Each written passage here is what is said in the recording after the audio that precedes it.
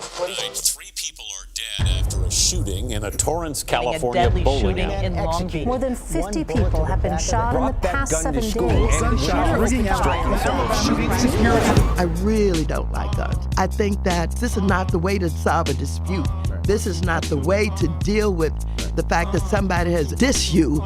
We cannot kill each other. Black, brown, white, it don't matter, you know what I'm saying? Gang banging is gang banging. Whatever you do, man, there's consequences. When you make that decision to pick up a gun and to take another life, you add more problems for yourself, first of all. Second of all, you hurt a community. It's easier to draw a gun now and shoot somebody, and they don't even think about the consequences till it's too late. We didn't foresee the future, the death, the incarceration. Once you pull a trigger, there's no coming back from that. And sometimes you can make a life-altering decision in a moment. I see how lost we were, you know, and how it hasn't changed, you know. The kids are just as lost as we were. At 17, I lost about 17 homeboys in my lifetime. And my mom said, that's way too many funerals. You've been to more funerals I've been in my life. Just relax, just do what you got to do. Back in those days, or like I said, back in the days, we had guns. But when you pull a gun or a knife on somebody in a fight, your homeboys look at you and put it down.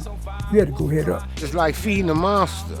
And through gun violence, we create a monster after a monster because it could create a killer in someone. 1 leads to 2, leads to 3, leads to 4. It whipsaws back and forth, and too many people die in Los Angeles. The older you get, you don't want to live behind gunplay. You want to see the next day. You want to wake up to your kids. Your brother can do something to a man, then that person retaliate against your brother, and then you turn around and retaliate. But if you correct your brother from the beginning, go back and apologize to the next man, then it can diffuse a lot of the killing and violence that's going on within our city. It's brainwash. If you're a lost kid and you're growing up and you're looking for that father figure, you turn to the streets. Growing up in a tough environment, you really have to fight every day for your survival. Getting out of these environments is the biggest thing, because when it's conditioned in your head, you're not even gonna think. You still got a bunch of 13 to 15-year-olds with guns. You know, a lot of these kids are on drugs, doped up by their big homies, so they're not seeing clear. There's always another way to handle it, you know what I mean? And especially, like when we grew up, it wasn't a lot of talking. I got shot 9 times, so I know. It started with stealing cars, selling a little bit of drugs. After that, you start shooting. Gun violence has taken the life of Los Angeles rapper Nipsey Hussle. You're gonna get caught and go to prison, hands down. And you're not G enough to go sit up and say, all right, I'm gonna take this case by myself. If it's not worth it, it's not worth it. You don't just go pulling no fucking trigger because you just mad. It's a big eye-opener. I don't really dig on kids picking up guns, you know? Gotta learn how to get along. These mothers and these fathers who's losing loved ones to gun violence, they will always remember.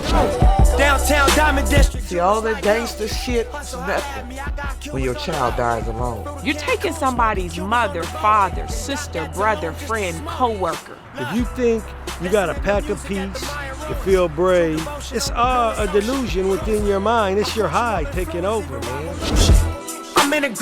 People are being taught to settle disagreements with guns. And it's not just the kids, it's adults too. Violence is almost promoted on a daily basis. We need more intelligent people in the neighborhood so we can teach the kids the right from the wrong. I've heard of how nightly, weekly, monthly, for 40-some years. You're always gonna hear that mother, hear that family howl, and you'll never forget that. We have to provide funding for our youth, programs for our youth, to keep them off the streets and really, really begin to make a real dent in this issue. I've seen these kids be out here at house parties and then they get gunned down, and we got to take these streets back. For a lot of these kids, when they get out of their violent neighborhoods and they're around other kids that don't have to respond with such a quick reflex, they see that this is actually cool. I think if these kids understand consequences of having guns and showing guns and doing things for the cool factor, I think they'd change their mind. We need to acknowledge what's broken, because if we don't admit that there's a problem, then there's nothing to fix. I just hope that our brothers and sisters are at that boiling point, because that's when things are forged out of the fire. Until there's some concerted effort in leadership to make a difference, you're not going to see a change. We need leaders We need to come together because all of us in jail are dead. We got to reach out to the fathers. We got to get the men in the community to come together. You got a chance to be somebody. Because this here, what you're trying to do, is going to get you two things.